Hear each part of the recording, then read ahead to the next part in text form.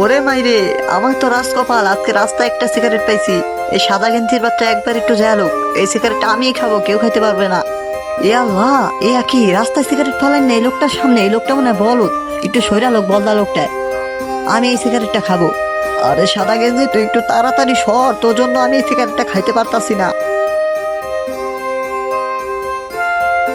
আহ, সাদা গেঞ্জির বাচ্চার লেগে আমি সিগারেটটাও খাইতে পারি না। এবার ঘুমাইছে, এবার এই চান্সে সিগারেটটা আমি নিয়ে নেই।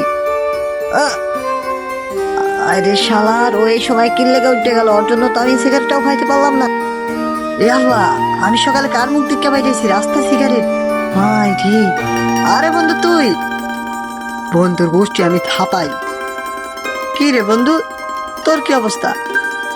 কি গ্যাস লাগবো? গ্যাস তো আমার কাছে আছে, তোরে গ্যাস দিতে লাগি নাই।